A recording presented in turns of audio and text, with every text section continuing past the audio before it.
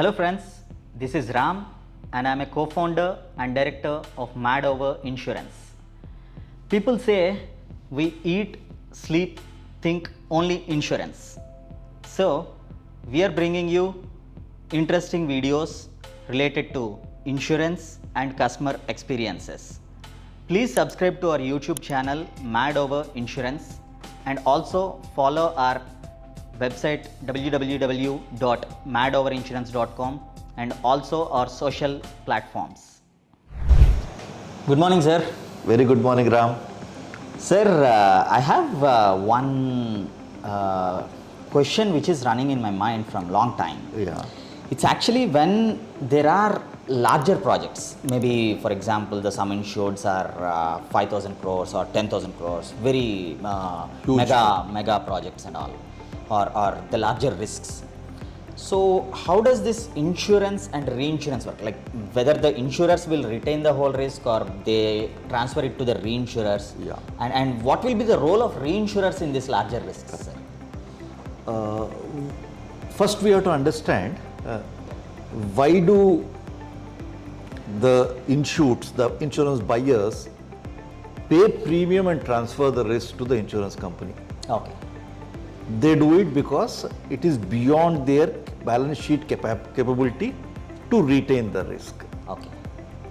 Similarly, insurance companies also have a particular capacity beyond which they can't retain the risk, what they are taking from the direct insured. So if it's a 5,000 crore or 10,000 crore project, these insurers will not be able to retain that risk.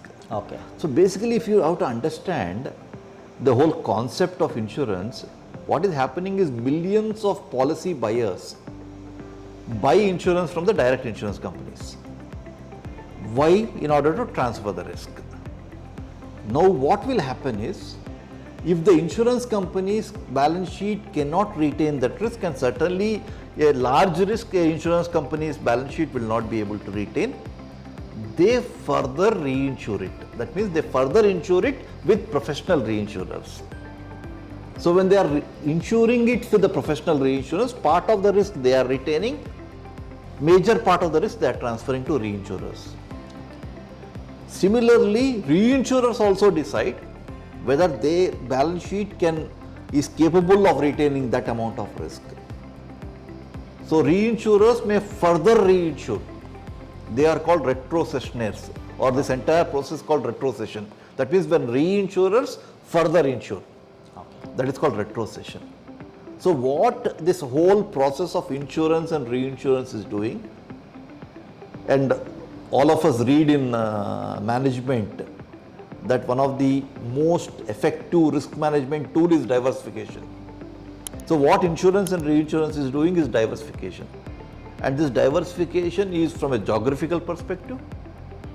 That is, these reinsurers are writing risks in Europe, in Asia, in North America, in Africa, in South America, in Australia. This is the geographical diversification they are getting. They also do line-wise diversification. That means they are writing life insurance risks, they are writing crop insurance, they are writing aviation, they are writing property risks, they are writing engineering projects, they are writing marine risks. This is the way the entire diversification happens, so that you are managing the risk. Okay.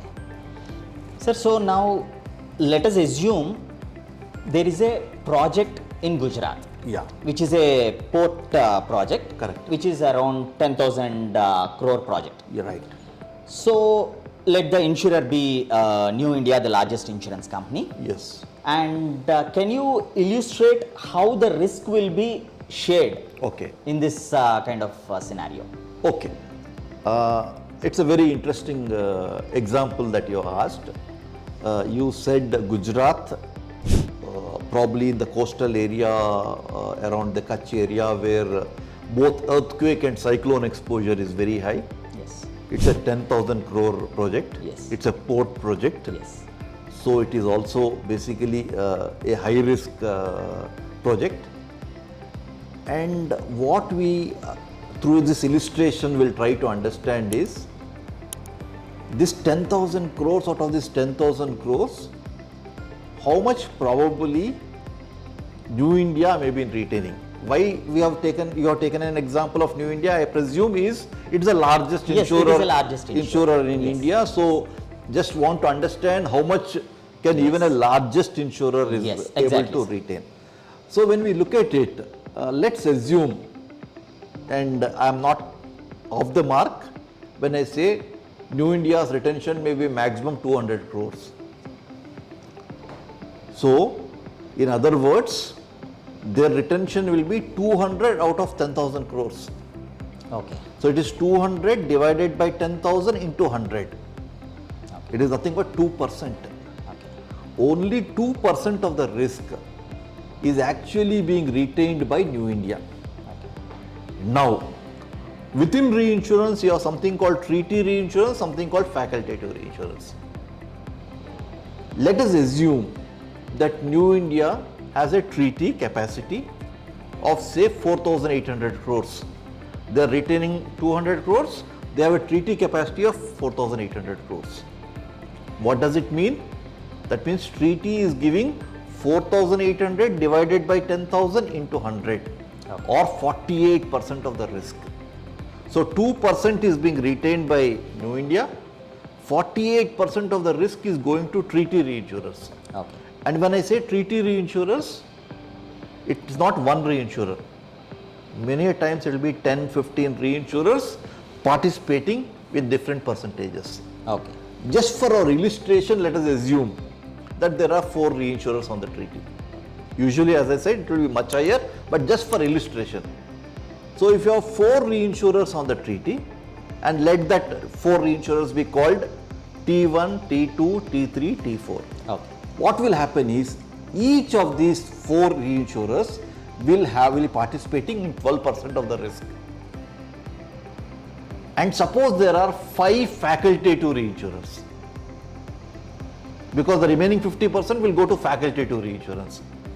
And let us call them F1, F2, F3, F4 and F5. So if you have 5 facultative reinsurers, what does it mean? Each of the facultative reinsurers get 10%. Okay. It does not mean that they need to share equally. I am just giving as an illustration or an example. So let's look at the table. Then what happens is, when you have this risk, New India is retaining 2%, T1, treaty reinsurer 1 is getting 12%, 2 is getting 12% and so on. Let's assume each of the facultative insurers is getting 10%, Yes. but one of the facultative reinsurers is basically not able to retain anything and they are further retroceding. Okay. So let them have 5% and let the retrocessionaire have 5%. So look at the table. If you look at it, this is how the risk will be distributed. Suppose in this port, there is a major cyclone and there is a 2,000 crore loss. Out of the 2,000 crore loss, New India will only pay 2%, Okay. which means only 40 crores will be paid. The remaining 1960 crores will be paid by the reinsurers. Okay.